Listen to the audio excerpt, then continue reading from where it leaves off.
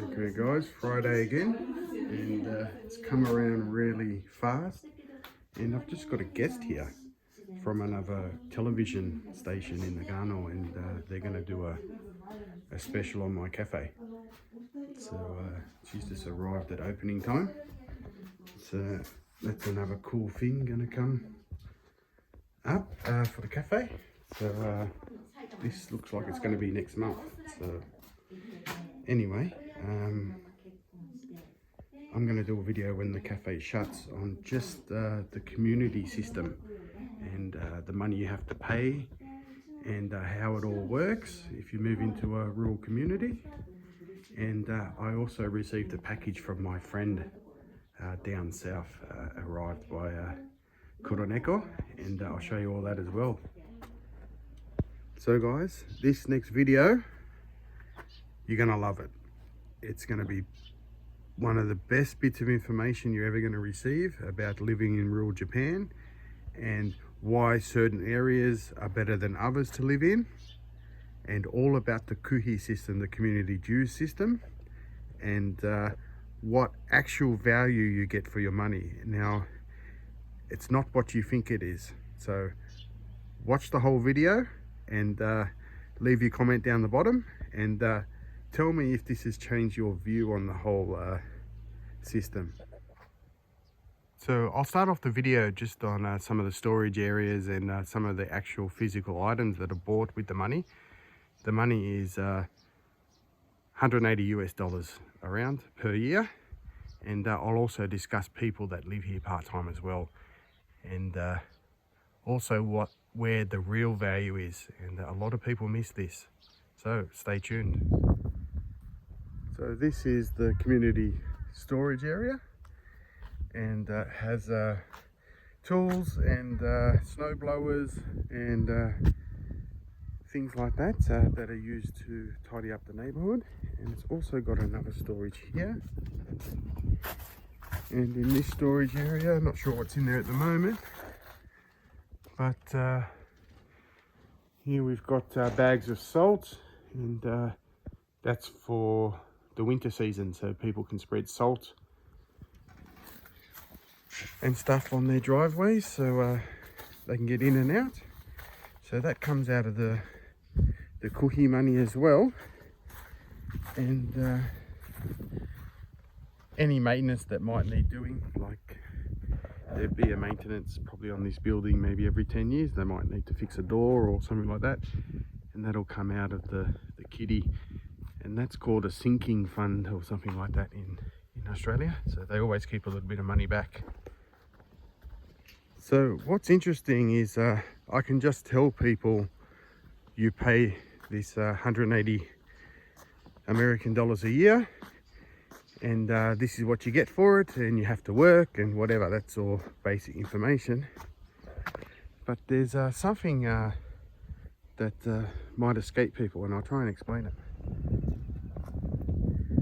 So what's happened, especially recently, because properties and loans and things like this has been commercialized and capitalized or monetized, whatever the word you want to use, is once the property prices go up, the rates and property taxes go up in accordance. So what happens is governments like rising property prices because they get a bigger slush fund for themselves, so they can pay themselves higher salaries, employ more people, and do the same amount of work. So it doesn't matter what this house is worth, it's still only got one road that needs to be maintained, but as the property prices go up, they want more money for the same amount of work. So the more money in the kitty, the more that they can pay their friends who are contractors and things like this, and people end up getting no value at all. So what's genius about this, and a lot of foreigners here, I don't think they really understand this, is your property taxes are low because these sort of services are done by the community, and when these are done by the community, local governments don't have a reason to increase property taxes because their costs haven't gone up, and people can automatically see what's a cash grab and what's not. But people in the West, they don't see this. So these sort of things that we do would normally be done by the local councils or contractors in America or in Australia, and people pay through the nose to pay their property taxes every year, and sometimes in the order of $20, $30, $40, $50,000 a year in some places in America. I mean, that's more than the average salary here in some cases, just for someone to do tidying up and pick up your rubbish. It's crazy. And what I don't understand is that these people might come to Japan and they might question paying $300 a year like I do, but why do I have to pay these $180? And I just absolutely shake my head. It's because it's obvious these people don't understand the way the world works. It's an absolute bargain to pay this small amount of money, $180 a year, and come out 6 or 7 times. So what, you're looking at 12 hours of work per year to save $50,000 in property taxes? You do the math. I mean, this is why I shake my head at some foreigners, and some foreigners don't want to participate, and for whatever reasons, and sometimes they'll buy in areas because they don't have to pay this $180 kuhi, and they don't have to get up on Sunday 7 or 8 times a year. And it's the biggest bargain ever if you're just talking about it from a financial and time point of view. It's a great system. So other things that come out of the community fund, the kuhi, is maintenance of this building and the community centre. So this is always got the fridge on or something like that inside, the lights and whatever. So there's a small power bill they have to pay every month, and that will come out of the money as well. Every time there's a work event like there is this Sunday, there's always drinks and like peanuts and stuff like that provided to people coming out to do the work, and that gets distributed to people at the end or during or whatever, and that comes out of the money as well. So there's people that study sort of political systems and societies and things like this, and they would know more of how like cities develop. And from what I know, in America they've got this term called incorporated and unincorporated towns. So this might be a best analogy, is that once a town's incorporated into the main town, generally what happens is the services get put out there and everyone starts paying through the nose for everything. So my area used to be basically used to be ruled by a family of warriors. So this village was always an independent sort of country almost within Japan, and it only got incorporated might have only been 70 years ago or something.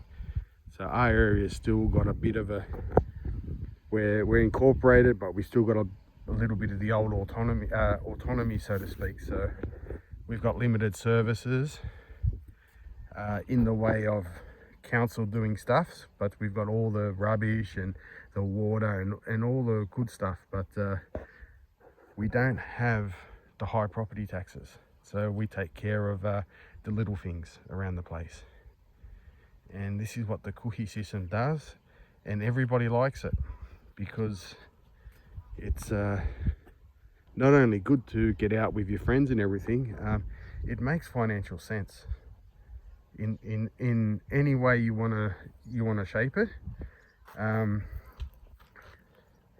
If you're down in town, right down in the city, it's 20 minutes away, your property taxes are in the thousands, and we're only 20 minutes away and we're paying like $200 or $300 a year, and 12 hours of work, you do the math. even for low property price Japanese standards, it's more than worth it, isn't it?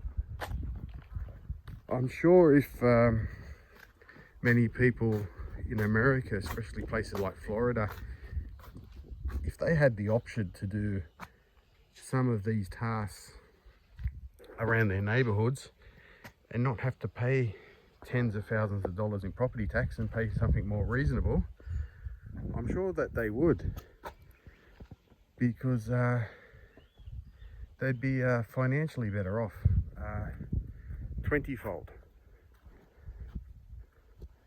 So it's quite easy to sit back and maybe just think about the work you might have to do, and some people don't want to do it and they have to move elsewhere, and you have to really think which is the better place to live.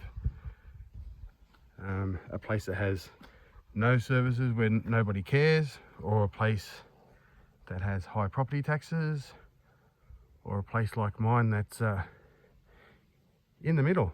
We've got everything, but we have to do a little bit of work and we just pay a little bit of money every year. I think it's a great system.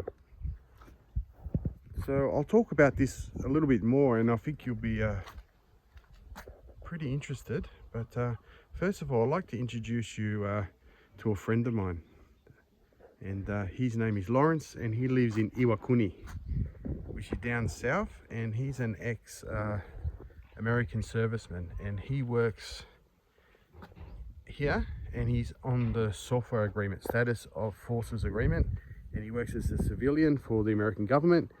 He's been here longer than me, and he's bought a house down there with his wife, and he's retiring, and he's just bought an RV, and he's going to be traveling all around rural Japan and filming lots of cool stuff.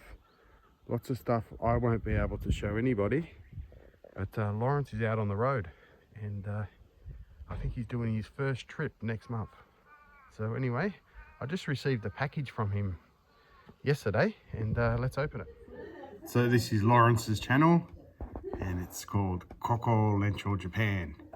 And as I said before, he's bought himself an RV, and he'll be traveling all around the countryside in Japan. So you're going to have some really good content coming up, and I think in the next month he's going to do his first trip. And he's also famous for having probably the best thumbnail on YouTube. Have a look at that.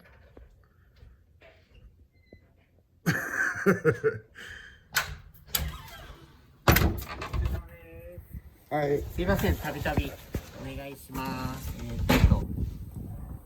はい。はい。ありがとうございます。そうです。はい。はい。ありがとうございます。What do we got here?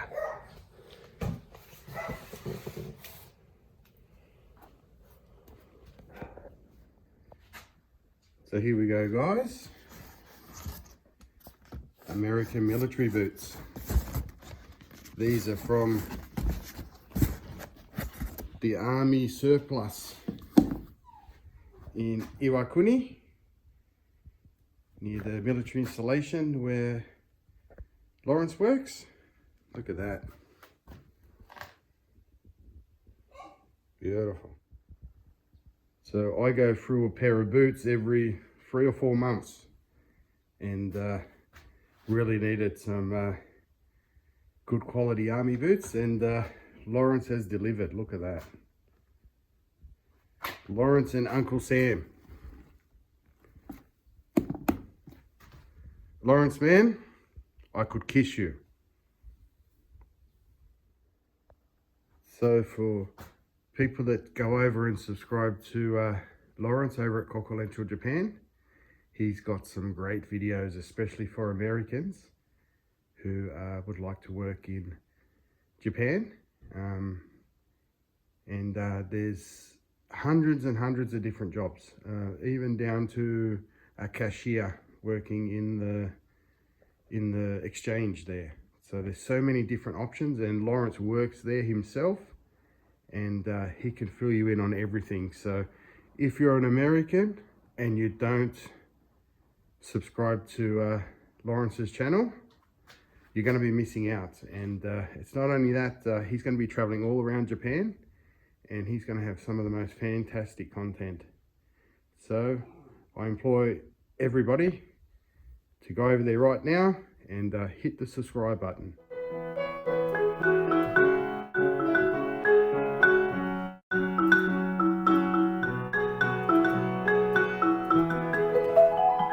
Sa, let's go.